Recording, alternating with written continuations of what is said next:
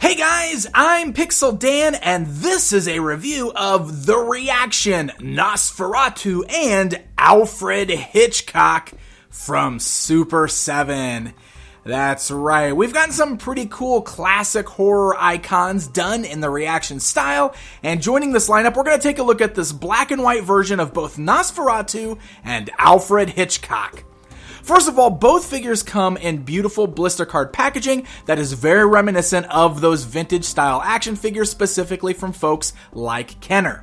I love the card backs on these because they feature some beautiful artwork, which makes these guys wonderfully displayed in packaging. So I would totally understand if folks want to buy these and collect them and display them just like this without ever opening them, because they do look really great with that beautiful artwork.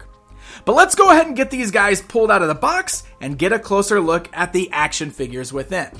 So much like those vintage style figures like this from Kenner and such, you can see that these figures stand right at about 3 3/4 inches tall. So they're just shy of a full 4 inches in size. And they're kind of done in that vintage style with the sculpting, almost as if they came out back in that era. And they do feature just the basic 5 points of articulation, just like we saw with a lot of those figures. With the head moving side to side, you can see Nosferatu's is kind of hindered by the sculpt a little bit. Alfred's moves a little bit more side to side. And then the arms will move up and down at the shoulders, and the legs will move forwards and backwards at the thighs, which does kind of cut up the long coat here on both figures, because they're both wearing like the jackets, and that does kind of break up that sculpt a little bit. But both figures feel nice and solid. They're wonderfully balanced, so they display perfectly just like this, and the articulation is nice and tight, so they work out really well. Now, the sculpts on these guys are a lot of fun. Like I said, they kind of do a good job of looking like vintage action figures, but they still very much resemble the characters that they're based on. This looks just like the Nosferatu right out of those classic films, and this Alfred Hitchcock is amazing. I mean, the details on the face are wonderful. They look just like the man, and look at these crazy little details. He's got a little cigar molded into his hand. How crazy is that? I absolutely love it. Now, Nosferatu doesn't come with any accessories himself, but Alfred actually comes with this cool little blackbird accessory, which he can hold on to in his left hand. Maybe it's a prop from birds or something like that, but still, very cool little accessory, and definitely helps to kind of complete the look of the figure.